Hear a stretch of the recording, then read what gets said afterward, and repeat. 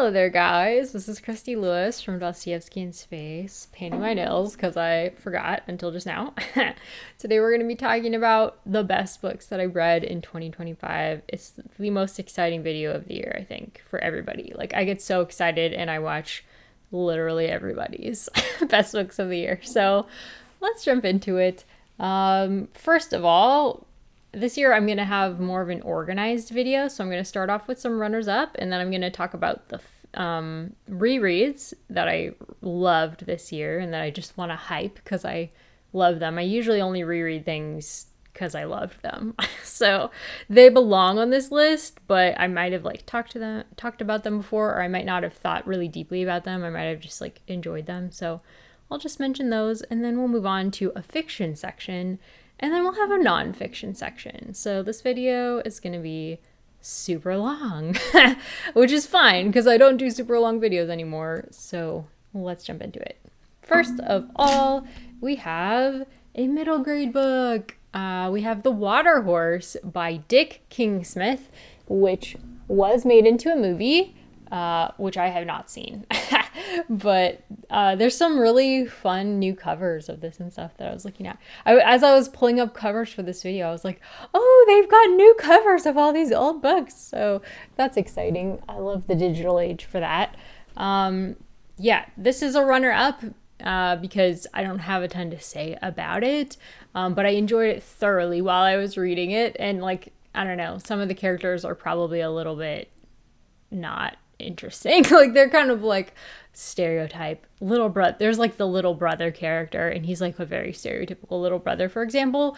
But I just enjoyed the magical feel of this so well. It really felt like these two siblings, I think it's set in Scotland because Nessie, they find an egg after a storm on the beach. They're walking and they find a strange egg and they put it in the bathtub and it hatches into this water horse.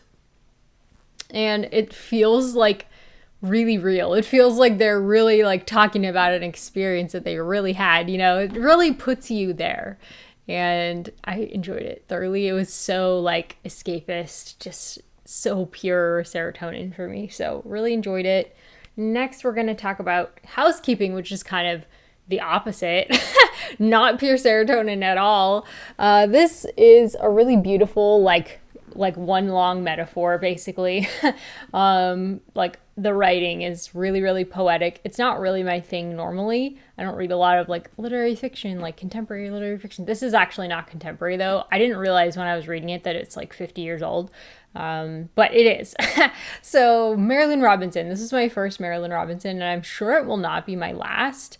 But yeah, it's full of beautiful nature. And I think the reason why I loved it so much is because it follows two kids, two sisters who do not have anybody taking care of them, really. There's adults that come in and out, and you're just really worried for them the whole time. And so basically you're following two at-risk teenage girls. And I was gripped. From the beginning, within a couple chapters, there's disasters happening. And it really just draws you in this small town. Is it set in Idaho? I feel like it might be. And super, super rural, poor area, and they don't really have the resources to deal with disasters. And again, nobody's taking care of these girls. So really what pulled me through the book was the girls and worrying about them and wondering what was going to happen to them. It was really, really well done. Like I said, it's not normally my thing, which is why it's just a runner-up. But I read it because a friend lent it to me, and she was like, "You're going to love it." I was like, oh, okay. I knew nothing about it going in. The title is kind of ironic. So, yeah. Housekeeping by Marilynne Robinson. Next, we have a book about North Korea, of course. This is a Kim Jong-il production by Paul Fischer. This is a book all about two South Korean, a filmmaker and his actress wife, who are kidnapped from South Korea by Kim Jong-il, who was a movie enthusiast. He was really, really into movies, film, and he actually ran the propaganda department in North Korea. Sorry about my chair over here. I have to keep my foot raised, so it just is what it is today. I'm just gonna have to do that. But anyways, it's the extraordinary true story of their kidnapping by Kim Jong-il. Like, I think they were both kidnapped out of China.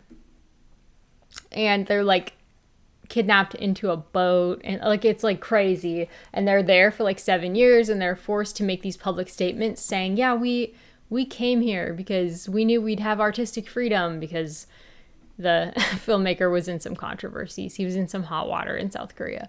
And eventually, to the shock of Kim Jong-il, they escaped while they were abroad.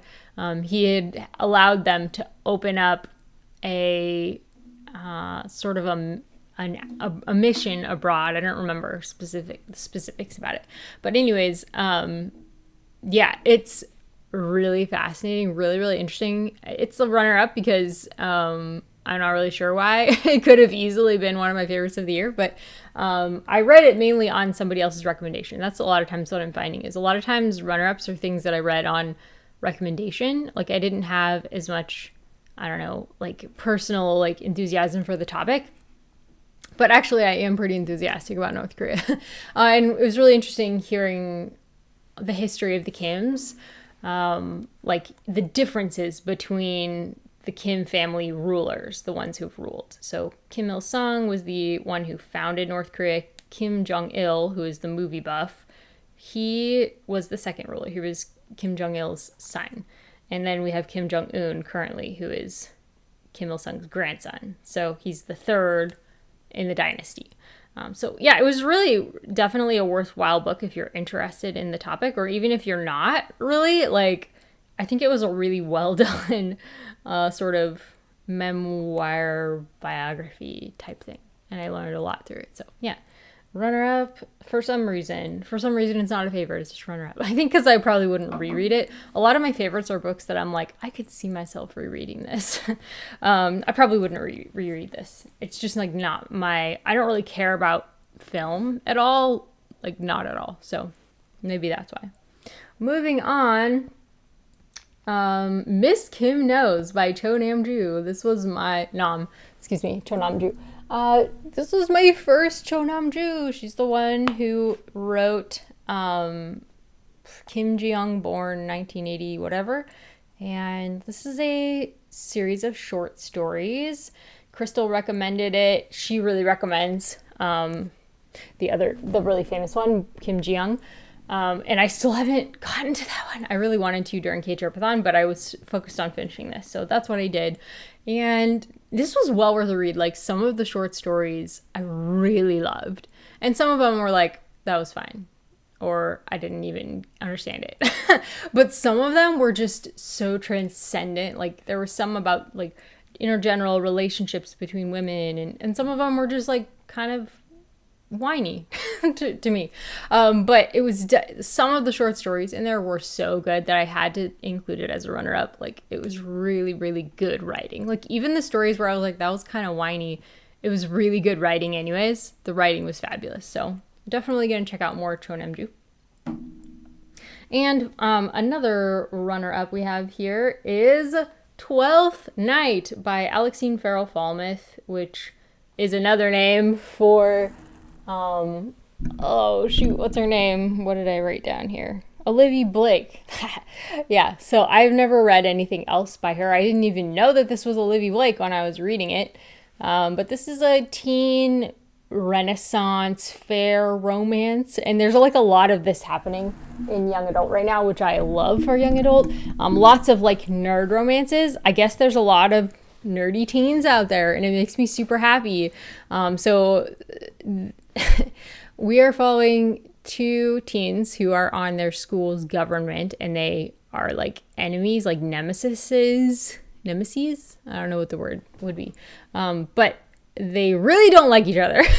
And then they meet, and the guy does not realize who the girl is because she's role-playing under her brother's name in a massive online role-playing game.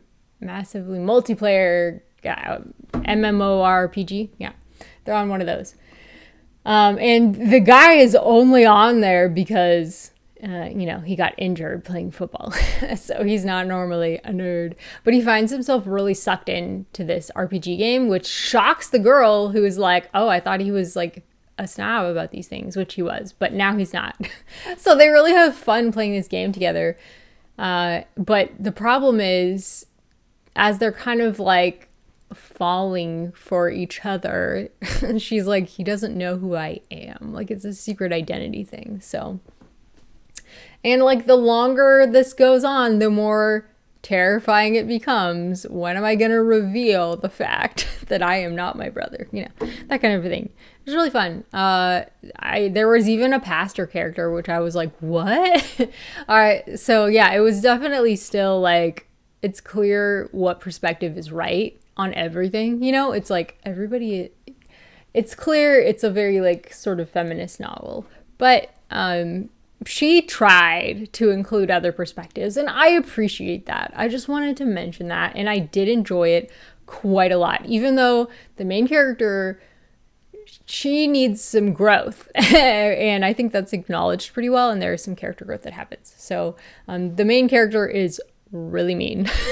she is like not a nice person. So but I really enjoyed it, and I thought that this is exactly what young adult should be, honestly. Exactly. It's like very just fun, and like, well, it's more complex than your average, I would say. Not that I read a ton of young adult anymore. I don't. This was really good though. I really enjoyed this.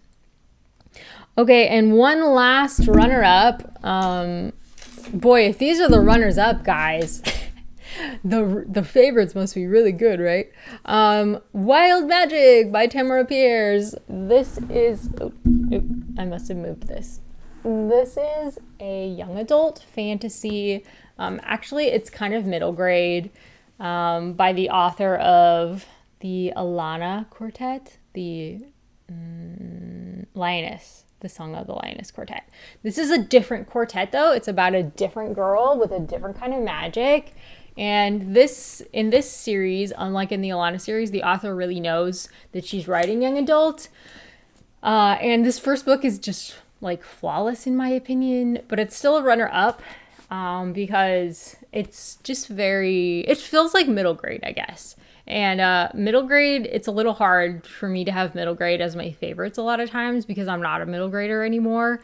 So sometimes it feels a little simplistic, but honestly, I enjoyed it so much. It's such a nostalgic read for me. These were definitely some of my favorites growing up. And it's a perfect introduction to the series. So we're following Dane, who has this wild magic, and she has no idea how to control it, but she has a dark secret related to the magic, and so she's kind of afraid to use it. She just tells everybody, I have a knack with animals, and she sure does. That's part of her magic. She can like talk with animals, she can heal them. It's really interesting how she grows in her relationships, in her mental health, and also her magic. She learns how to use it. So yeah, it's really, really such a fun series, and it feels like kind of like throwback fantasy, but it's really well done. There's some unique stuff in it, like some of the creatures in particular, and the emphasis on animals in this series is really strong. And the author does a lot of research for the volumes, you can tell, because there's a lot of like animal research put into these volumes. So really well done. It's just it's a flawless middle grade series, in my opinion. Okay, moving on to rereads. Let's talk about rereads. So I wanted to do a separate genre for this because I know people, separate them out sometimes. And I thought, maybe that's a good idea for the reasons I mentioned. So first of all, we have Wives and Daughters by Elizabeth Gaskell, which I just did a devoted video for. So definitely check that out if you haven't yet and you've read the book. If you haven't read the book, read the book first and then check out the video because it's real spoilery. This is the longest and I would say most... it's the best, I think, Elizabeth Gaskell book. And we're following a family who has just become a blended family, and sort of the struggles that they have interpersonally because of that blending. And it's a Victorian novel, and the relationships are really what draw me in so much to this. We're following mainly Molly, who is the daughter of her father. She has a father who is a widower, and he marries a mother of another girl who is a widow. And so they're blended family due to the death of their spouses. And so Molly gains a sister, Cynthia, and it's all about their differences. There's really strong portrayals of different psychologies, and the relationships, like I said, are really just so vivid, and it's very easy to, like, I listened to this both times that I read this. I listened to a lot of it, and this audiobook by Prunella somebody, it's blocked out. It says only from Audible, so I can't tell who the author is, but Prunella somebody, she narrates it on Audible, and let me tell you, it was definitely worth buying. It was so good. It's very long, easy to follow though on audio, because I think you're so centered in Molly's head that the interiority, seeing inside of her mind, and all the portrayals of all the other characters, it's like very absorbing reading for me. It's kind of a girl's book. I think a lot of guys would probably be bored if you're not used to classics. If you are used to classics, guys, check it out. You might really enjoy it. But in general, I would say it's called Wives and Daughters for a reason. I feel like it's really a girl's book, like full of things that girls are interested in, emotionally interesting. It's very like emotional. So yeah, super recommend, highly recommend, love it so much. It's definitely a favorite book of maybe all time. Like, I've read it twice now, so I probably should reserve that rating, but it's such a comfortable, actually I have listened to it more than once, but maybe it's my third time through, I don't know. Okay, moving on. Howl's Moving Castle by Dianna Wynne Jones, which is another reread that I did this year thanks to Emma's book club, Emma's Bookish Kingdom book club. This is very different from the movie if you've seen the Miyazaki film. Very different, but I just read another book that'll appear on my favorites of the year by this author that made it clear why Miyazaki was like, yes, an environmental movie. That fits Dianna Wynne Jones's vibe. This is not an environmental book at all, but the other book that I read had some environmental themes, at least. It still wasn't nearly as environmental as the movies, but that's okay. So this is a fairy tale about 3 girls, sisters, and we sort of follow their love stories, which I didn't even realize that this was a love story, honestly, for most of it, because it kind of comes out of nowhere. It's really cozy fantasy, very funny, like wild plot wise. Like, I just feel like Dianna Wynne Jones is all over the place, and I love her for that, because it's well edited. I've read some of her less well edited books, and they're a little too wild for me. They're like all over the place, but this one was edited really well, and the chaos is contained, and so I just thoroughly enjoyed this. I've read this, I don't even know how many times, so many times, but DWJ, a bit hit or miss for me. This is, it used to be my favorite until I read this other one, and maybe that one's now my favorite, but I feel like this one's better edited, actually, than my other favorite, so this is probably still my favorite. If you're a fantasy fan, my goodness, check out Dianna Wynne Jones, because you probably already have, but she really knows her way around a fantasy trope. It's super, super clever. It's just really, really clever. It's a refreshing read if you're someone who likes cleverness in a book. Very fun. Okay, moving on. Next, we've got Unnatural Death. This is... by Dorothy L. Sayers. Let me see if I can pull this up. So this is one of the books that had like, oh, there's so many new covers, so I just chose kind of this one. Back when I was reading these for the first time, there was not a lot of covers to choose from, so I think they just like came up with a new Audible book for it, which is exciting. There used to only be like kind of productions rather than actual audiobooks, so yeah, this is my favorite of the Lord Peter Wimsey mysteries by Dorothy L. Sayers. Very kind of atmospheric and spooky because it's got like how much can I say without spoiling it? So basically, Lord Peter Wimsey overhears in a restaurant a doctor talking about how he was kind of the community sort of cancels this doctor because of a scandal. He was trying to say, I'm not really sure if this old lady I was looking after died naturally. It's called Unnatural death, guys. So basically, Peter Wimsey is trying to examine, did this old lady die naturally or was it an unnatural death? Was the scandal justified? Like, was this doctor, did he need to be canceled, or was that a bad move? Is there actually a killer who's like on the loose? And it's so, again, super clever. I really like books.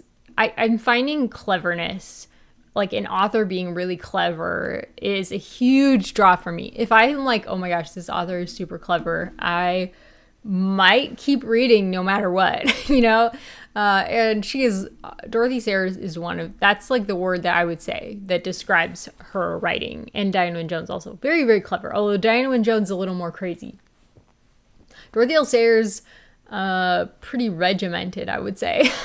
But very clever. And it's really, really fun. I definitely recommend it. It's definitely more kind of creepy than a lot of her mysteries. A lot of her mysteries are not that creepy vibe, but this definitely has like a, oh my gosh, almost scary thriller moments. It turns into like a thriller instead of a mystery at one point.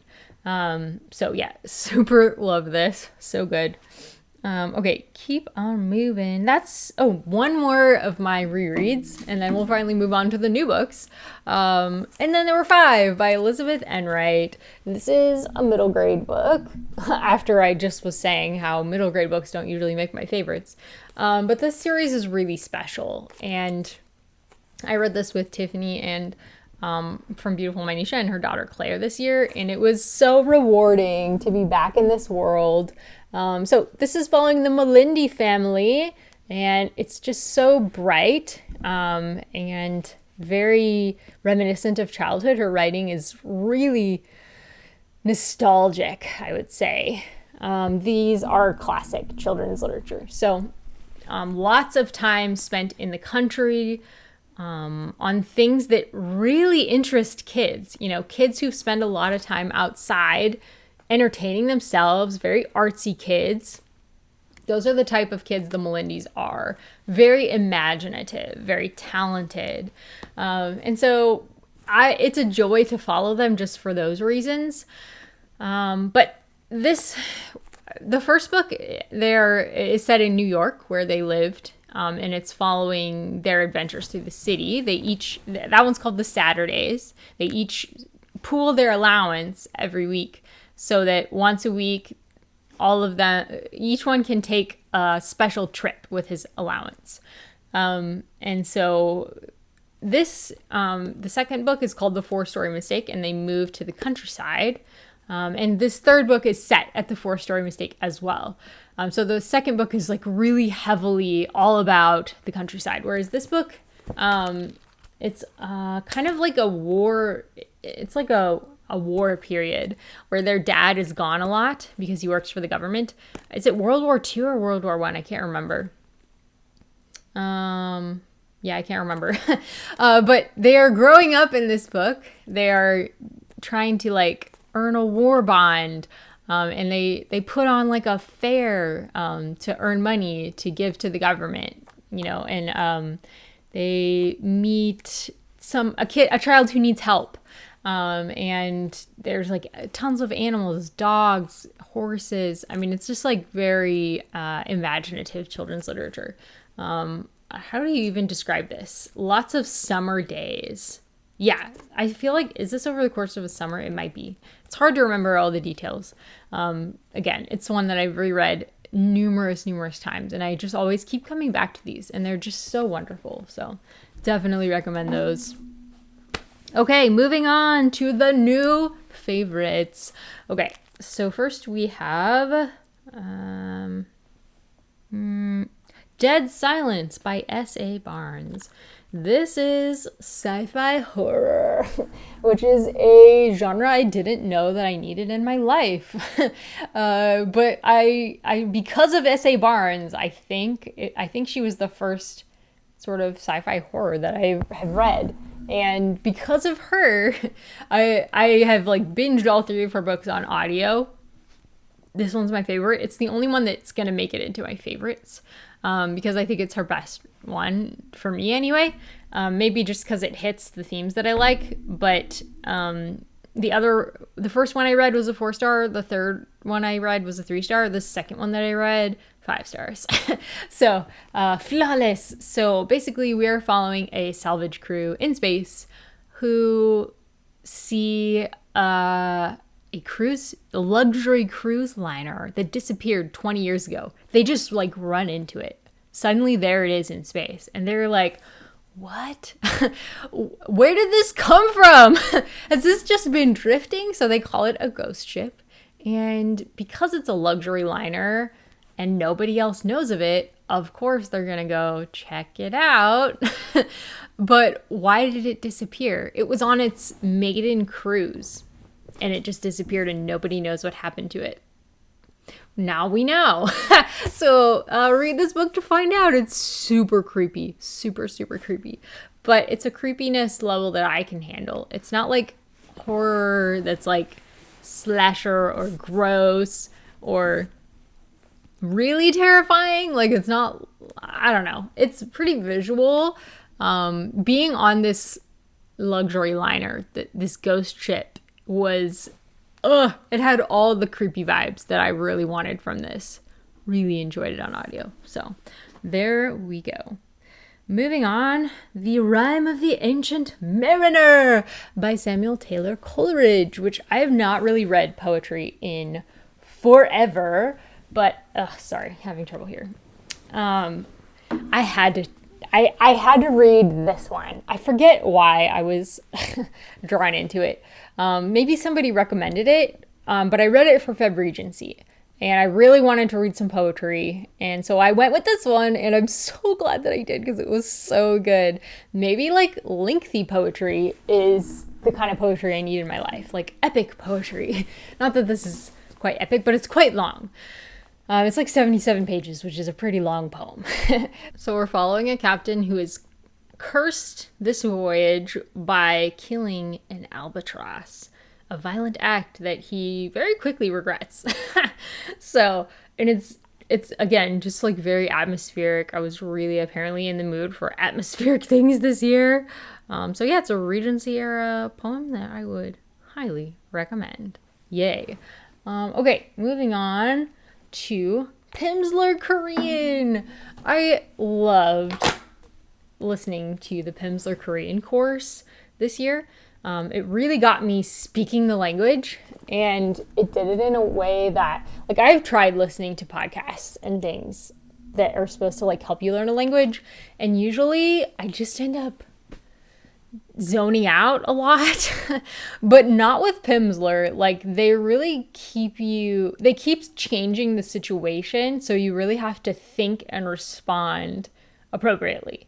You don't get bored because it's not like memorizing things by rote. You're like talking with someone is what it feels like in different situations. So they did a really good job with this, and I enjoyed it so much. I started the Spanish one as well, but I just really found that after listening to this one, I forget how many days it is, maybe 60 days, I was like, okay, I'm done now. But it was so good. It was so good. Definitely recommend. Okay, moving on. The God and the Gwisin by Sophie Kim. This is not my first Sophie Kim book, but it is the first sort of 5-star one, let's say.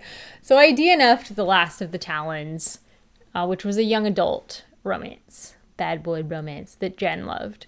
But when this adult series came out, I could not resist it. So the first book, though, was a 3-star book, but it had so much promise that I just really had to keep going. And I was so glad that I did, because this second book was so much better. I really feel like she is getting better with every book that she writes, I think, in my personal opinion. This does have a little bit of spice, but really not too bad. The first book as well. It's a little spice, but not too bad. Like maybe 1 or 2 scenes in each book. So basically we are following, in the first book, a Gumiho who is very unlikable, and a god who is very unlikable. The first book is the god and the Gumiho. And that's the main reason why I didn't like most of book 1, is because they're just both very unlikable. So in that book, we meet a Gumiho who has killed a lot of people and is basically trying to cover up some of her kills. And the god is a trickster god in Korean mythology, who, because of his rebellion in the past, is being punished. And in order to sort of get rid of his punishment, he has to solve these murders that are happening, that are committed by this Gumiho. And so the Gumiho sort of joins his team of investigators, hoping to lead them astray. So that's kind of like, it's like a gumshoe mystery, but it's like in a fantasy world, and it's also a romance. So it's like a romantasy plus mystery. What I really loved about book 1, again, I loved the character development at the end. It was so good. And then the beginning, the world building was so good. It felt so Korean. It did not feel like an American was writing this book. I was like, Sophie Kim, is she a Korean? But no, I'm pretty sure she's a Korean American.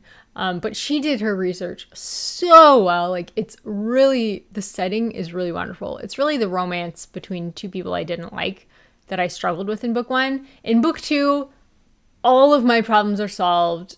I can't really say anything without major spoilers, other than it's set on a cruise ship that is staffed by the dead. And it was so good. It was so good. I really can't say anything, but if any of that intrigues you, check it out. It's worth getting through book 1 just to enjoy book 2. For me, I'm really looking forward to book 3. Okay. Hopefully I don't have like orange on my nose now, because I just scratched my nose. Okay, next we have Pillars of the House by Charlotte Mary Yonge. This is a classic. Woohoo! A Victorian classic. I read a lot of Charlotte Mary Yonge this year, and this is, I can't decide if it's 4 stars or 5 stars, but I couldn't put it under runner-up. It's just too epic in scope to be a runner-up. It has to be a favorite. And I do want to reread this at some point. We are following all of the drama of like a 12-child family whose parents are no longer able to care for them. And so the elder children step up and care for the family. And the portrayal of faith in this book, it's like really wonderful. There's a lot of like discipleship happening, and it shows how much energy that takes. And it shows kind of the way certain decisions lead a character's life into being. Really great characterization. I just really loved this. And it was very, very long though. Like, it's probably like the longest book I've ever read. Like, that's what it feels like, you know? And it's not available on audiobook, unfortunately. But honestly, it is one that benefits by having eyes on the page for most of it, but it's a little bit too long for that, if you know what I mean. So approach this with trepidation in that sense. It's wonderful, but it's very, very long, very, very long. So get ready to settle in. It's very cozy at times and very dreary at times, very melancholy at times. There's a lot of like death, but so worthwhile. It's extremely rewarding to follow this family throughout all their ups and downs and see what happens to all the kids as they grow up. You really get to know all of the characters. Like, by the end, you will know who everybody is. It's that kind of a book. Even though it's a gigantic cast, you will care about them all. At least I did. I shouldn't make that promise for you. I really cared about everybody by the end. Okay. Moving on. Dark Lord of Derkholm. Woo! This is the Diana Wynne Jones book that is a brand new favorite. And I am obsessed with this cover. I really want to own it. It's so pretty. This is another one that was like, oh my gosh, this got a new cover. And I love it. I feel like Howl's Moving Castle also, there's like a new version out that I also really want to get. But anyways, yeah, this is set on a fantasy world. And we are following the family of the Dark Lord of Derkholm. So basically, Wizard Dirk is a real rural farmer wizard. And he just wants to, like, take care of his animals and, you know, raise talking cows. Or, you know, I mean, like, he infuses his animals with interesting magic and like gives them like human brains. He's created griffins. What else has he done? Yeah, like lots of talking animals. Yeah, he just loves doing animal experimentation. That's like his vibe entirely. Unfortunately for Dirk and his family, he has been chosen as this year's Dark Lord, which means he has to organize what are called the tours. And what the tours are is tourists from another world, our world, are coming to this fantasy world to experience an adventure. They're coming to experience all the things they've read about fantasy worlds in this world. And so he has to like set up his castle to be like a dark lord's lair. And there has to be like a temptress, and there has to be like an appearance of a god, and like there has to be battles and, you know, horses, like armies of them. Like he has to set up all of these magical things to impress the tourists. And you sort of learn why these tours are happening, how they got started, how the people on the fantasy world feel about the tourism. And these pilgrims have paid to go on these tours with them. And it is hysterically funny. It is like, I laughed so much reading this book. I really struggled with whether this was my new favorite. But there's a lot, whereas Howl's Moving Castle is like really, really cozy. This one has more dark moments. There's like battle, people die, it's grim, people experience pain, there's like talk of divorce. So I feel like this one is definitely young adult or higher, whereas Howl's Moving Castle would work for middle grade. That's kind of how I feel about it. This one's a little darker, which you could guess just by Dark Lord. I mean, you know, it's a little darker of a story, but so funny and very, very long. Like, again, I think it could have probably been edited down a bit, but I didn't care. I was like, I want it to last as long as it's lasting because I just want to keep reading it forever. It was that kind of a book. So I was in no hurry with this one, and I was so glad that I was just able to enjoy the pace that I that's when I enjoy reading most, is when I'm not like trying to hurry through something. And that's why I'm like this year trying to take a step back and not hurry my way through everything that I'm reading. Okay, moving on. Anathem by Neal Stephenson. And once again, it's another author / book who feels very clever. It feels like a lot of inside jokes when you're reading this. And it helps that I was reading it with a group, and one of those group members was Rich. And this is like one of his favorite books ever.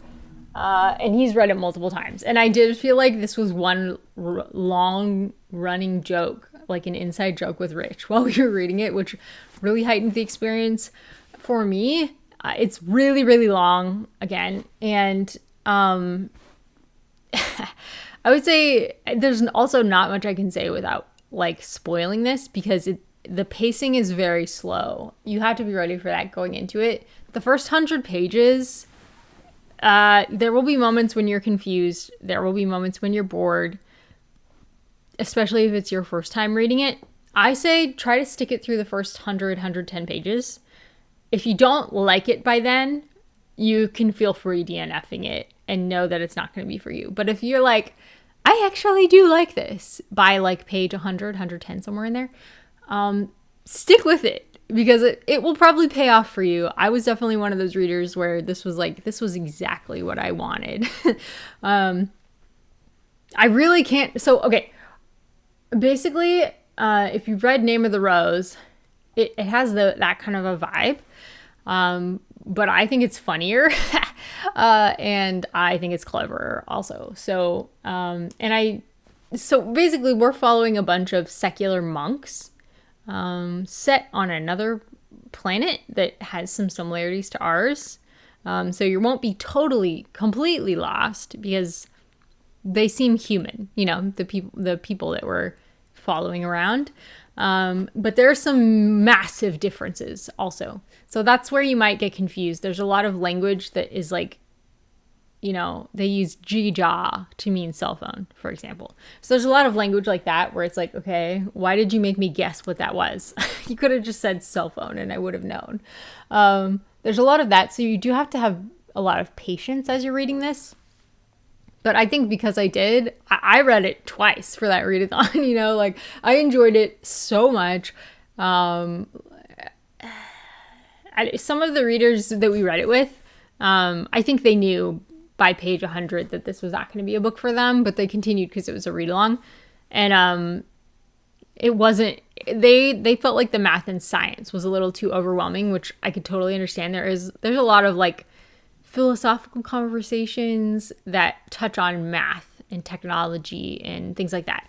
I really loved the philosophical conversations. I knew what they were talking about a lot of times. And I enjoyed, I don't know if I enjoyed every single moment of it, but I enjoyed it so much. And I look forward to rereading it again in the future. Maybe the whole thing physically. I listened to parts of it, like maybe half of it. I don't know.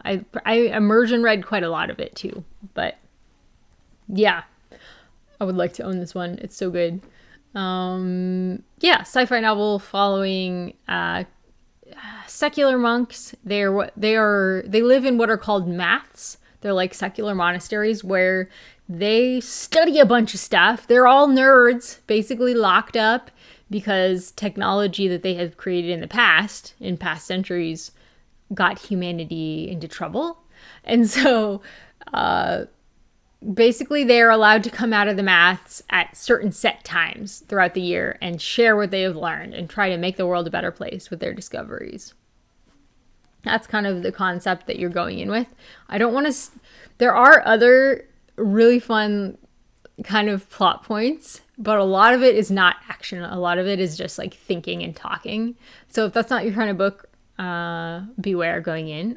But I think you'll know. I think you'll read it and you'll be like, yeah, not for me. Or you'll be like, yes, totally for me within like 100 pages or so. So that's what I would recommend. Okay, next we have A Few Good Men by Aaron Sorkin. Yes, this is a play. It's also a movie. It's one of my favorite movies. Again, it's super clever. That's really what I'm noticing.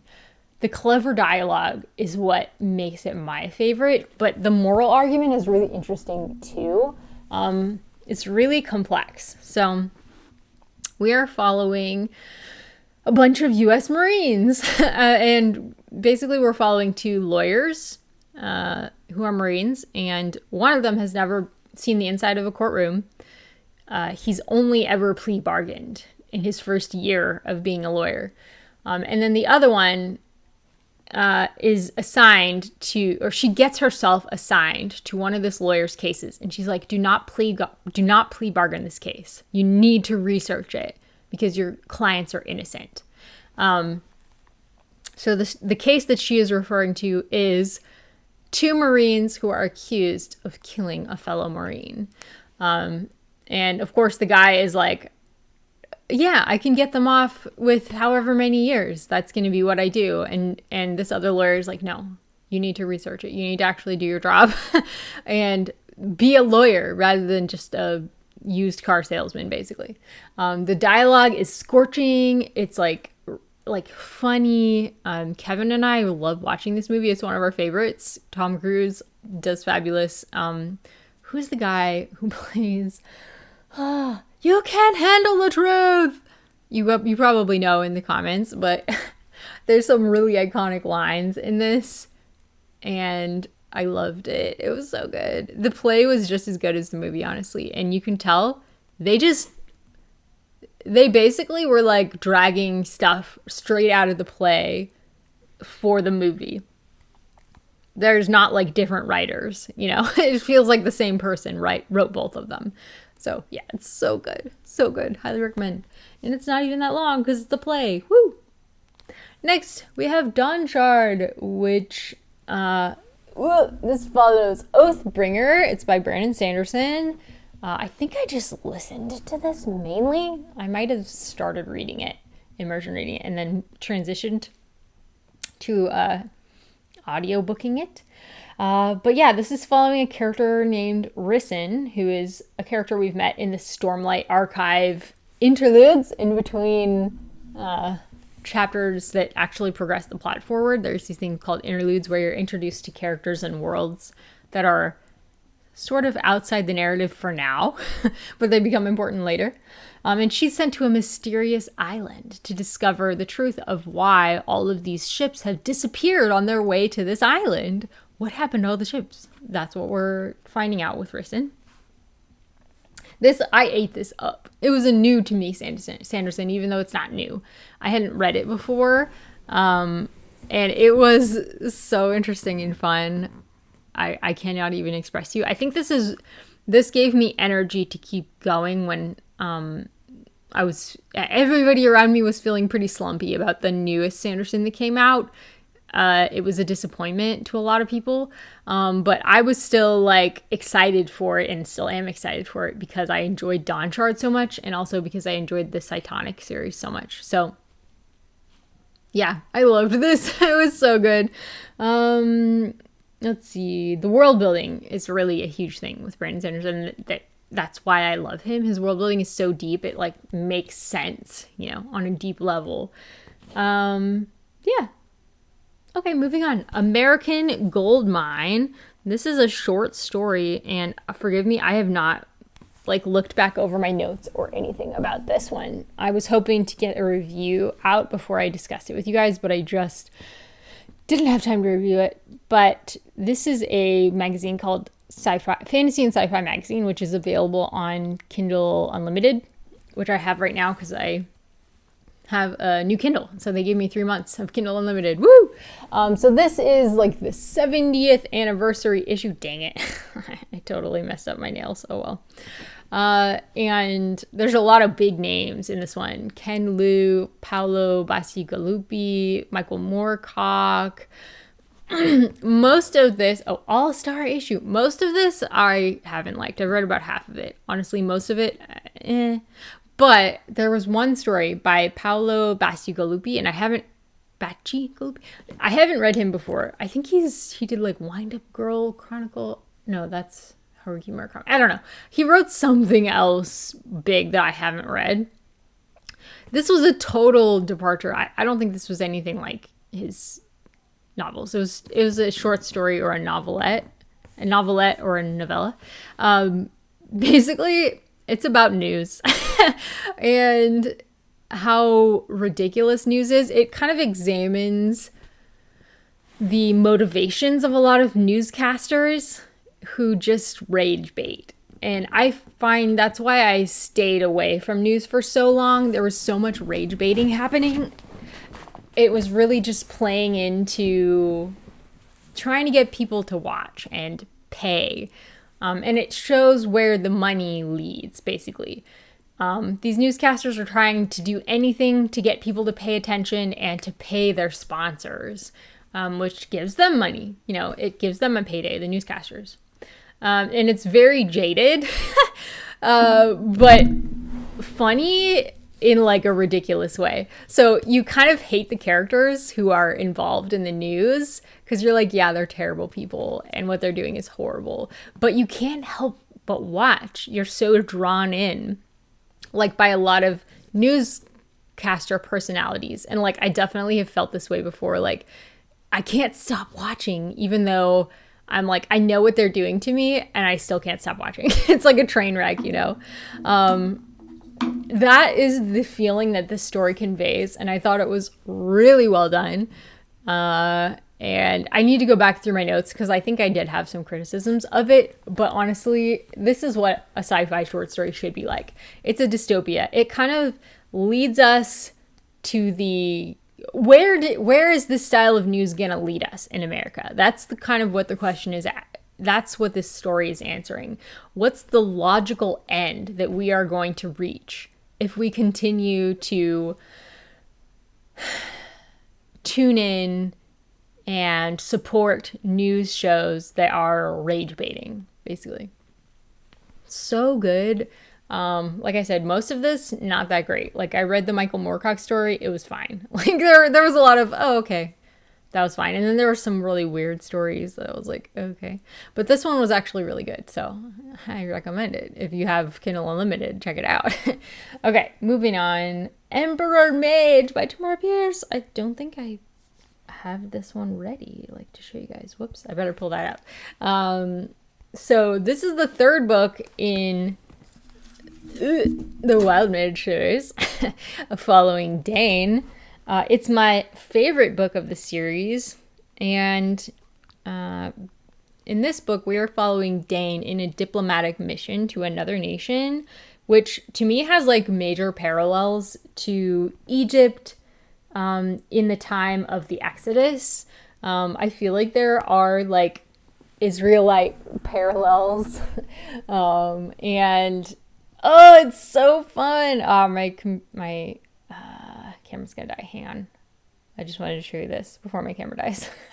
So basically what's happening in Karthak, which is the country that this book is set in, is the gods are unhappy with Karthak and its Emperor Mage. And we learn that really early on, so we kind of know that doom is coming. And unfortunately, Dane is there with a diplomatic mission at that time. And it's really fun, like waiting for the doom to fall. It's really fun seeing how the gods try to get the attention of the evil emperor. And it's interesting watching Dane grappling with this emperor, who is personally very charming. She is there to take care of the emperor's birds. He's obsessed with his pet birds. He has a whole aviary. That's why she's there. The birds are sick and she's trying to treat the birds. It's kind of like treating Kim Jong-un's children. Like, of course you would treat his children if they were sick. But yeah, anyways. Really interesting. Still middle grade vibes.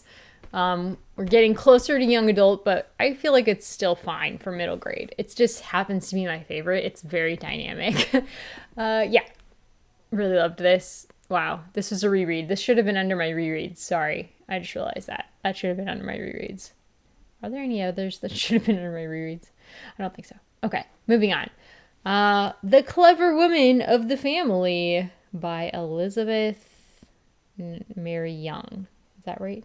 Charlotte Mary Young. Why? I keep calling her Elizabeth. Why do I do that?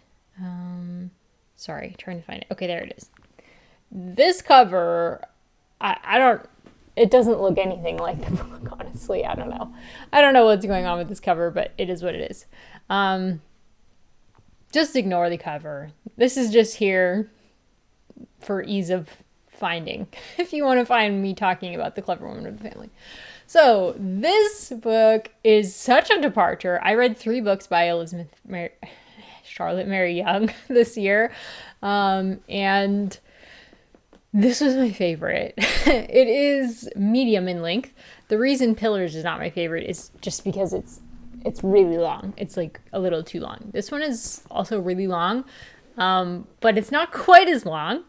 And it's a closer examination of one character, whereas Pillars of the House is like a whole multitude of characters.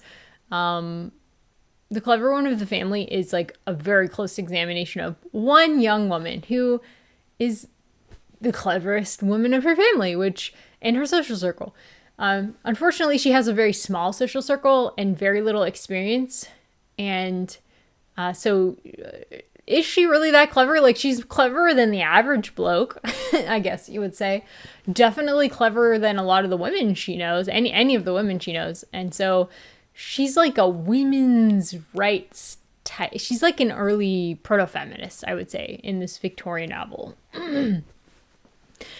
Unfortunately, she doesn't know what she doesn't know. And a little knowledge can go it can be dangerous if you don't know what you don't know, you know? And so she's basically trying a scheme of setting up a school for girls in her area that teaches things other than sewing, because there's like endless girls who can sew. There's so much like people who can do. There's like a glut in the marketplace of girls who can sew. And so she's like, we need to teach girls other trades. True. She can see the problem. Does she know how to fix it? No, she does not understand how to fix it. That's kind of, I didn't know where this book was going at all. So I'm going to leave it there because I don't want to spoil anything for you guys. But I got very attached to this character. She's kind of a pedant. Like, she really grates on everybody's nerves. Nobody really likes her or gives her any sympathy until this book begins. She's like 24 or something, I think, when the book begins. She's in her early 20s.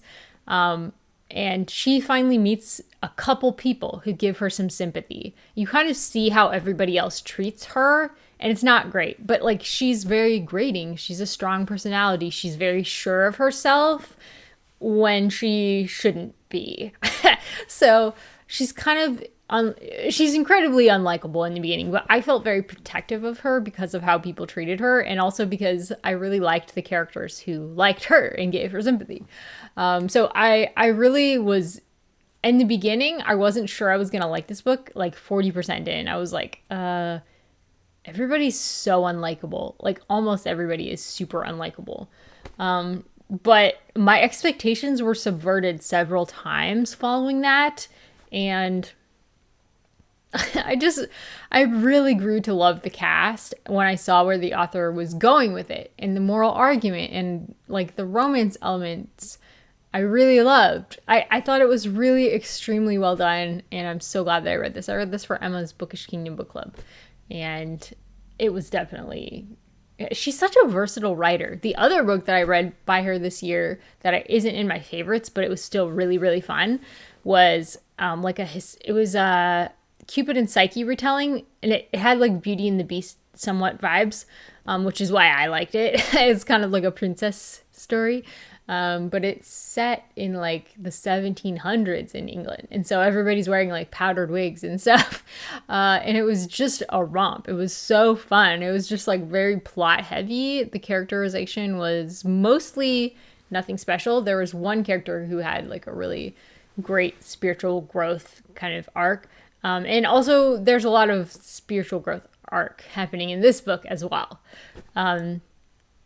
But all three books I've read from her are so different. Like, she's such a versatile writer. So I really, really enjoyed this. And I haven't heard anybody else really talk about it. So a shining 5 stars for me. I don't think it's that popular. I've heard that it's not as popular with a lot of people. I think that's because the main character is very unlikable. But I was here for it. I was like here for the ride. I think because I had read 2 other books already by Charlotte Mary Yonge. And I was like, I trust her. I trust her. So I wouldn't say start with this one, even though it's my favorite. I would say this one requires some trust to continue on with. I'm not sure yet where to start with her because, again, I've only read 3 of her books, but I am a super fan now, so yay. Yeah, okay, moving on. We're moving on finally to the nonfiction section. Quite a few nonfiction books. So we'll start off with Power Through Prayer by E.M. Bounds. I think this was the first book that Tiffany did with Chrissy and Dia, and maybe Kelly anyway, they do like Christian nonfiction read-alongs, multiple per year. This was one of them that was accessible to me because there was an audiobook on YouTube. Yay. Oh, by the way, the poem, what's it called? Dang it. The poem that I read for Feb Regency that I mentioned earlier, I listened to Gandalf read that on YouTube. Highly recommend. The actor who plays Gandalf, he reads the audiobook on YouTube, and it changed my life. It was so good. Yay for YouTube audiobooks. I love them. So yeah, I listened to this for that read along, and I think I was the only one who really loved this. But it really changed my view of prayer. It sort of elevated the importance of prayer. I guess I was spending a lot more time on study, and that is, I really enjoy studying the Bible. But I think now that I read this and read like the importance of prayer, I've been spending like not only my prayer meetings for Bible study and not only praying scripture with my husband now, but once a week I'm praying like more like for like an hour. I have a prayer meeting with God about all of my anxieties and worries that build up. On the weeks that I don't have therapy, that's when I'm doing it. And I'm like making more room for prayer in my life and prioritizing it more because of this book, like directly because of this book. The key to effective prayer lies in the hours devoted to God. This is a quote. Our short prayers gain their effectiveness from longer prayers that lay the foundation. And even when it meant sacrificing other important activities, Daniel too made it a priority to pray 3 times a day, setting aside vital tasks to do so. So I just really wanted to mention this one because I found it really special. It is written to ministers and not just like to lay people. And I think that's why a lot of people didn't like it as much as I did. But I feel like we're all ministers in our own way. And so I was okay with it. You know, I don't have to read 4 hours a day like he recommends. You know, that's fine for a minister. You know, I don't really... I try to pray whenever I think of it, but it doesn't equal the 4 hours. I know that. But I'm a lay person. It's okay. You know, I don't have to hold myself to the standard of a minister. But yeah, so fabulous. So, okay, moving on. I accidentally skipped one here somehow. Okay, I'm going to pull it up. But in the meantime, before I do that, I'm going to pull up one that I have here on Libby called Blind Spots by Marty Makari. Ooh, who's a doctor. This is about blind spots in the medical field. This author, wow. Okay, it says 97%. I actually have 15 minutes left to listen to it, so I haven't quite finished it. But I'm gonna finish it by the end of the year. I'm gonna finish it like today. I should have been listening to it while I was getting ready, but I forgot about it. So this book has been a little bit anxiety inducing, if we're being honest, because he talks about all the things that medicine and doctors have missed over the years, and mistakes that they've made. And his goal is to restore public trust in the institution of medicine by being transparent about certain things and not just trying to be like, you guys just need to trust us, and we're going to lie to everybody to make them trust us. Because he's like, when the medical field has done that, people died as a result. So we need to stop telling people to just trust us and do what we say. We need to like do better. And we need to not be motivated just by money also. And we need to not be motivated by saving face, you know, refusing to admit our errors and go backwards just because it makes us look bad. That's really, and we also need to be, there's something interesting that's been happening in the medical field that he talks about, where you basically, in order to take part in organizations, like medical organizations, like conferences and stuff, you have to sign something that says, I will not go against like the publicly accepted narrative that doctors are putting out. I won't say anything against that, which is kind of scary. So he talks a lot about groupthink. As it turns out, doctors also can experience groupthink. and cognitive dissonance, which he defines, which I found really helpful. Cognitive dissonance is when we have a belief and then we see or hear something that contradicts that belief. And so a lot of us do not do the work to like figure out, okay, what's the truth about that issue? We just are kind of like, well, maybe this. We kind of try and find something else that will make sense. It kind of like is like a bridge between our belief and the truth that we've just learned, rather than actually researching it and finding out the real truth. We're just like, maybe it's this. And that was really, he's saying that a lot of doctors do that even, which is scary, right? Like, when they figured out that like a course of antibiotics could, replace surgeries in some cases. People don't need surgeries for certain things anymore. You can just take a course of antibiotics and that'll get rid of whatever the thing is. Like, I can't remember what the surgeries now were because I've just been listening to them, but I am taking really good notes in here because he's had so many interesting things to say. So I think what's interesting is things that trickle down to us as like people who aren't doctors. He tackles some of those things, like, is marijuana actually harmless? He talks a lot about that. He cites statistics about it, like things that are really important to us. Is hormone replacement therapy, could it cause cancer? Why do so many people have stomach issues, like with digesting food? He has like theories, and some of the times his answer is, I don't know, but here's my theory, but he's like, are doctors admitting this? No, he's saying they keep going by the standard line that they have heard rather than actually saying, we don't actually know. They just like offer their guess, which is wrong a lot of times.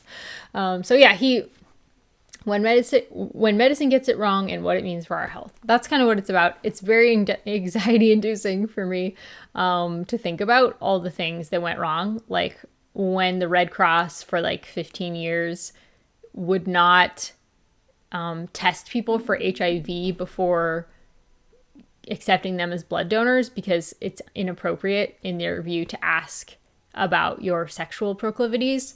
And so like the people who were using the blood supply ended up with HIV, it killed off the severe hemophiliacs in America because they all got HIV from the blood supply. So things like that happened where it was like, why didn't doctors just say, okay, I'm sorry, but we're going to need to test everybody who's a donor or all the blood to see if it's HIV positive before handing it off to somebody who's otherwise healthy, but needs more blood, like a hemophiliac. So yeah. Really interesting. Like, he even cites instances where like infants died of HIV because they got a blood transfusion that had HIV in it. So things like that the medical field has done in the past that are like really horrible. Practices that were done to newborns and preemies in the past, like not giving them painkiller when they did things like, what's that procedure that baby boys get? I can't remember what it's called. It's like in the Bible. Do you know what I'm talking about? Yeah. Anyway, not giving them painkillers or separating them from their mothers. Why are we separating babies from their mothers? Like there's so many reasons why newborns need to be with their mothers, and why are we giving so many women, C-sections that don't need them and things like that. So yeah, there's a lot of things. He covers so much ground in here and it was definitely well worth a read and I do highly recommend it. Okay, next let's talk about, let's talk about Daughters of the Bamboo Grove by Barbara Dimick. Now this is the author of Nothing to Envy, which was and is my favorite book about North Korean defectors who have left North Korea and are kind of telling us their life stories, like what it was like in Korea. So this is a totally different piece of journalism. This is, she spent quite a long time in China researching various stories there. And one of the big things that she found out about there is the kidnappings of girls during the one-child policy. So a lot of girls were kidnapped in China during the one-child policy because the rest of the world knew that girls were being aborted and abandoned in high numbers in China because they wanted boys. Chinese people wanted boys. They could only have one child, and so they wanted a boy. Girls were traditionally seen as belonging to another family because they would marry their husband's family and like move in there. And then the family wouldn't even see the girls much anymore. They would like become part of their husband's family. So boys, though, were seen as always belonging to the family, carry on the family name, etc. And while that is true, there were lots of people who valued their daughters, and there were lots of people who had more than one child and just hoped that they wouldn't get in trouble. And so a lot of times when these families had more than one child and they were like valuing their girls and they wanted to keep them, these girls were kidnapped in order to feed the demand for Chinese babies around the rest of the world. The rest of the world was like, we're going to adopt all those Chinese girls who are being abandoned. Americans, Christians, evangelicals in particular, were like, we're going to adopt those babies. And so they sort of unknowingly played into this, unfortunately. So she is following one particular story of two twin girls who were separated at birth. One of the twins was kidnapped and sent to a home in America, sent to a new family in America. And she is able to reunite them because they're twins. That's the only reason she's able to. A lot of these girls were never recovered by their families, but the digital age is helping. There's been like 23andMe, like genetic testing, those kinds of things are helping too. So girls are rediscovering their families in China. But this is the story of a pair of twins who were reunited by this journalist, by her hard work. And it was, really, really interesting look at international adoption. I didn't know about all these international adoption scandals. I didn't understand why international adoption was less popular now. This is one of the reasons. It's because if there's a high demand for children internationally who are like, we give us the children, that you don't have the support for, that you don't have the resources to support, we will adopt them. Children get kidnapped and sold because it's really expensive. The whole process is really expensive. And the parents will pay $50,000 for a child sometimes. And so obviously the kidnappers get a chunk of that change. So unfortunately, and that's why I think a lot of times we don't accept orphans anymore from a lot of countries unless there's a very transparent adoption system where we can track the child's movements, we can talk to their family and make sure that the family is like, we really don't have the resources and we would love for a loving family to adopt our child. They really try to make sure that all of that is documented and true now. Whereas in this time, it was like the Wild West. It was like, a child was just abandoned at this. They found out that a lot of the records were like exactly the same. Like, this child was found in this marketplace. Like 30, 40, 50% of the children who ended up in this orphanage were found in that one marketplace. I wonder why. Like, it was obviously faked, was the thing. And so people were prosecuted, etc.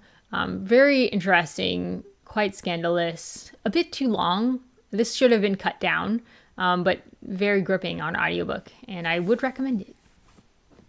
Okay, moving on. Spooky Lakes by Geo Rutherford. This is a book by a TikToker who I don't really know what they TikTok about, but I think a lot about lakes. I think there's also a new book out about rivers, or it's coming out soon or something, that I totally want to read. Spooky Rivers. But yeah, this is an illustrated book, so you won't find like actual pictures of the actual lakes in here, but that was okay. I could just Google it, and I did. Yeah, 25 strange and mysterious lakes that dot our planet. So she talks about some of the history of the lake, some of the theories about how like lakes, how things were found in lakes, how they ended up in lakes, how the lakes developed to be the way they are, like really intense like salt lakes that mummify anything that falls into it, or lakes that have like they're on top of a graveyard, lakes on top of volcanoes, lakes that are poisoned by nuclear waste, and like all these lakes with really interesting histories. I was gripped. I loved this. I loved, there were also, I think, little ghosts. I think it was little images of ghosts on every page in the book. And so I always looked forward to finding, okay, where's the little ghost in this picture today? And it was just very engaging, like the style, like the way the text was arranged and everything. And I definitely highly recommend it. It did have a little bit of a message about nuclear power, I feel like. But all of the examples of nuclear waste damaging the planet or hurting people were former Soviet countries. So I was like, well, it seems like you can put it somewhere that's safe, but these countries didn't. So anyway, regardless, I enjoyed this so much. This was it's a kid's book, but it was, I loved it as an adult. Okay, and moving on, another sort of high interest, what do you call it? It's like STEM? It's a STEM read. The Hot Zone by Richard Preston. I think this is like a breakout bestseller. Yeah, #1 New York Times bestseller. It's about Ebola. It's about several Ebola outbreaks and why they were scary, and how they were stopped, where they happened, how one of them ended up on U.S. shores, and it's about some of the safety precautions that happened or needed to happen, and sort of the psychology behind people who end up having close calls or having Ebola, and the different strains and how they evolved, and like how they could evolve in the future, how this could be like the end of humanity, that kind of a thing. Very doom and gloom at times, and it was pretty long too, but it was written like a sci-fi thriller, and I ate it up. I could not stop reading. I was obsessed. I loved this. It's quite an old book now, and there have been more recent Ebola virus outbreaks that are not covered in here, again, because this is an older book now, but regardless, still well worth reading if you're curious about Ebola at all. I definitely recommend it. Okay, and our last book for today is Troubled by Rob Henderson. This is it's a memoir of foster care, family, and social class. So this is, Rob Henderson is a Korean American. His mother was a Korean, and she had a drug problem and neglected him. And so he was taken out when he was a baby. And before the age of like 6 or 7, he was in numerous foster homes throughout the 80s, and 90s, I think is when he was in foster care. And he grew up in California. So that made it really interesting because I know the area. My aunt lives in the area that he's talking about, which is, it's got like a very high poverty rate, very high crime rate, very high drug rate. Rough area of town, kind of, it's very rural as well. And sort of some of the trouble that he gets into there. He, however, is a success story. So even though there was a lot of grim territory covered by this book, it was really amazing to hear about his success. He ends up in the army and going to Yale, and he wrote this book, obviously. He also coined the term luxury beliefs, which I'll get into. And it was just really good to hear a true real life story of a foster kid who made it, and not only made it, but like thrived.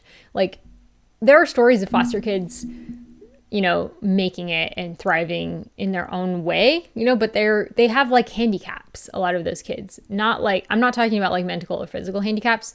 It's like their life was handicapped because of the trauma that they've been through. And he rose above everything and became a success despite his handicapped life. So he ended up being adopted by a lesbian couple who, actually by a Jehovah's Witness couple who then got divorced, and he ends up with a lesbian couple with the mom from the original divorce. She ends up coming out as lesbian and living with another woman, and then they break up. And so his childhood just is like one long series of disasters, basically. And he ends up in the army, and he diagnoses himself with alcoholism and seeks treatment. Like, it's an amazing story how he overcomes all of this. It really helps that he's bright and that he loves to read. That's really what drags him out of his pit that he's falling into. And most of the book is about his personal story, like probably 80% of the book. But the last 20%, he talks a lot about luxury beliefs and things that he would like to see changed in America. Going to Yale was a totally different world for him than the worlds he had grown up in. Rural poverty, foster homes, and the army. Very, very different. And so he coined the term luxury beliefs to mean beliefs that people who are elite, meaning one or more of their parents graduated from like a really high class university, including but not limited to that, and like people above a certain income bracket, I guess.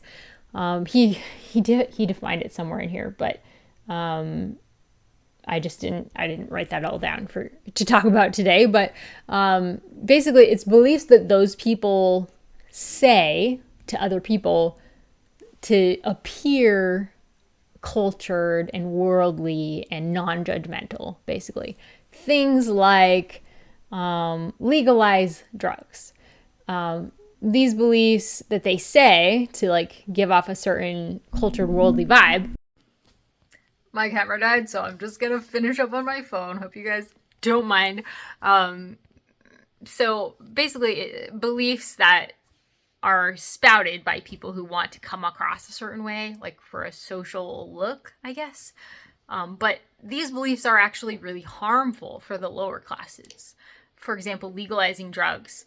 Upper class are in favor because most of their lives won't fall apart if they experiment with drugs, and they can easily get help.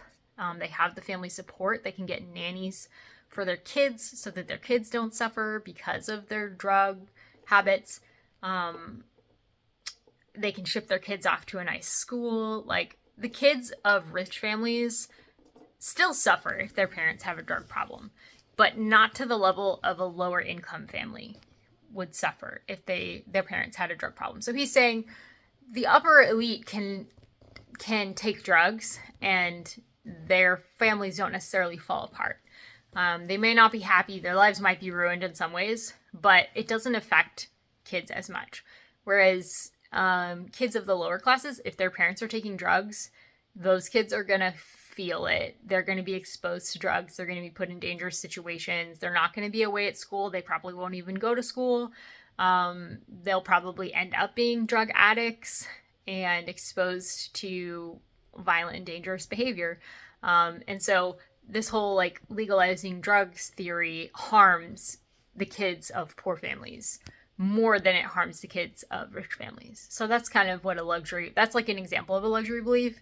And some of the ones that he is most passionate about are the ones that hurt kids, you know. So it's a bit political at the end, but I actually thought that a lot of what he said made a lot of sense.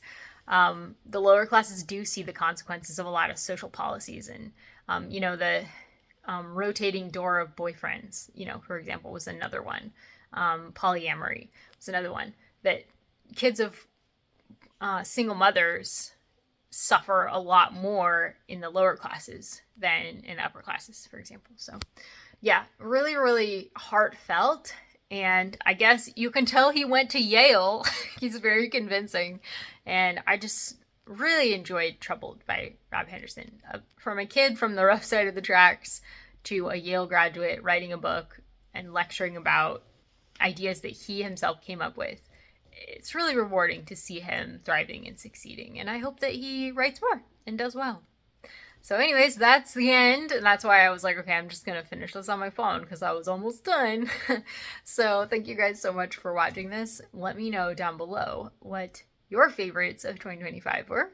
And yeah, I'll talk to you hopefully before my favorites of 2026 video. But I would love to hear your favorites. Bye!